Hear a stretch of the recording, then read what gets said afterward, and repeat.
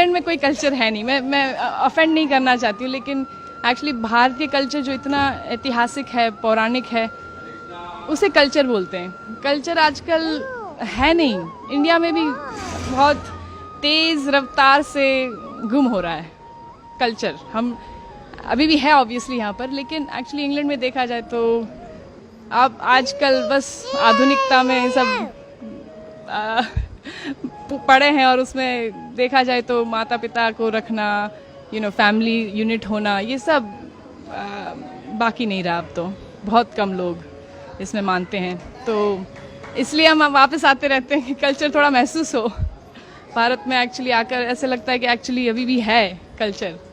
सो उसका कोई। आप इंग्लैंड में रहती हैं, ऐसा इस माटी में क्या है, ब्रज की माटी में, जो आपको बार बार खींच लाता है यहाँ पर? पता नहीं, आप बताइए क्या मैजिक है ठाकुर जी की, क्या मतलब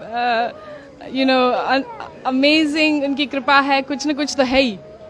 लेकिन यहाँ पर जैसे हम अलाइव हैं, जान है। बाहर जाकर ये ब्रिज को छोड़कर ही तुरंत जो क्या कहते हैं, इतना हैवीनेस फील होता है। कलयुग का प्रभाव बोल सकते हैं, आधुनिकता का प्रभाव, जो नास्तिकता का प्रभाव है, वो इतना। लॉलीपॉप लेटर उसका प्रभाव बहुत हैवी है। तो इसलिए ब्रज की माटी में ये जो आस्तिकता है, जो हम तपस्या कह सकते, ये उसी के लिए आते हैं कि हमें ठाकुर जी के दर्शन हो और यही संस्कार और सनातन धर्म का महसूस हो, क्योंकि बाहर तो है नहीं।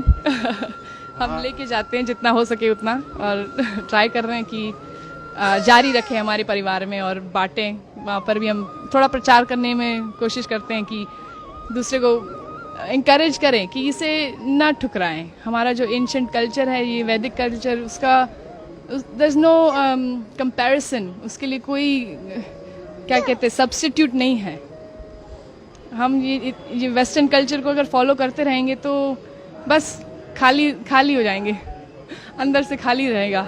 इंग्लैंड में ड्रेस अलग पहनते होंगे, लेकिन यहाँ आप पूरी तरीके से साड़ी पहनकर, तो कैसा लग रहा है यहाँ पर? बहुत अच्छा लगता है साड़ी पहनकर। ऐसे लगता है कि मतलब अभी कुछ त्योहार है, नहीं तो फिर बस काला ग्रे पहनते हैं वहाँ पर, क्योंकि ठंडी इतनी रहती है तो कोट पहनते पूरा दिन लगभग, तो यहाँ पर मन लगता है।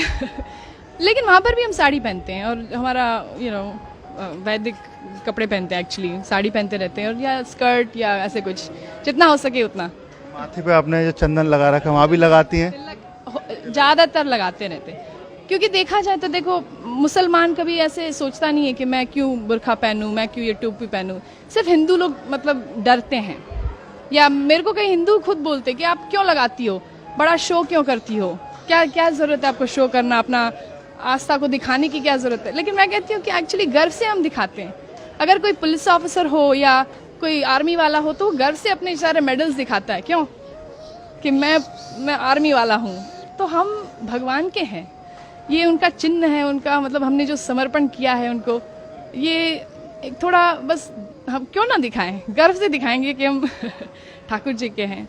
उससे मतलब प्रोटेक्शन मिलता है ऑनेस्टली। मतलब ऐसे सिर्फ दिखावे के लिए नहीं है कि लगाया हुआ है, कि भगवान हमारे साथ है, वो तो है ही हमेशा। लेकिन थोड़ा जैसे हम सिंदूर लगाते हैं अपने पति के लिए, तो भगवान के लिए क्यों ना लगाए, और वो उससे इंटीमेसी लगती है भगवान के साथ, तो उस प्रोटेक्शन भी बहुत महसूस होता है कि नेगेटिवता मतलब जो नेगेटिव है वो एनर्जी थोड़ा दूर रहे। तो क्या करती हैं आप इंग्लैंड में, क्या काम करते हैं? मैं एक्चुअली पार्ट टाइम, मेरे चार बच्चे हैं, आज दो घर पे अभी, और तो पार्ट टाइम मैं संस्कृत पढ़ाती हूँ उन्हीं के स्कूल में। वहाँ पर एक कृष्णा अवंती करके लोकल स्कूल है इंग्लैंड में, और एक्चुअली सरकारी स्कूल है, सरकार पैसे देती है, लेकिन हिंदू फेथ स्कूल है, तो मोस्टली हिंदूज जाते हैं वहाँ पर। और संस्कृत, योगा, सब वेजिटेरियन खाना, 11 एकादशी का खाना होता है वहाँ पर, तो बच्चे लोग वहीं पढ़ते हैं, और मैं वहाँ पर संस्कृत पढ़ाती हूँ उनके प्राइमरी स्कूल में पार्ट टाइम। गीता भागवत भी आप पढ़ती होंगी? बिल्कुल, जितना हो सके उतना। गीता पढ़ते हैं, Bhagavad Gita, Bhagavad Gita, you go to Bhagavad Gita classes every day? वहाँ पर जो इन लोग का ग्रुप किया हुआ है बच्चों का, और वो रोज भगवत गीता क्लासेस में जाता है। थोड़ा हिंदी कम समझता है तो मना कर रहा है। कोई आपको भजन या कोई याद है कुछ गा सके? भजन भजन तो आई मीन आज रामनवमी है तो Raghupati Raghav you want to sing with me Rohan? Ramnavami है, श्री राम जी को याद करें। सॉरी हाँ, you want to sing with me? Raghupati Raghav Raja Ram, पतित पावन सीताराम। बोलो रघुपति राघव राजा राम, पतित पावन सीताराम। जय हो। जय हो, हरे कृष्णा। देखिए बात करें इंग्लैंड की, वहाँ बड़ी बड़ी बिल्डिंग है, यहाँ पर सिर्फ धार्मिकता है, तो कुछ अलग लगता है। तो बड़ी बड़ी इमारतें हैं विदेश में, लेकिन उसका क्या फायदा अगर दिल छोटा हो, मन में शांति ना हो, अंदर सुख ना हो, हृदय में मतलब प्रेम ना हो।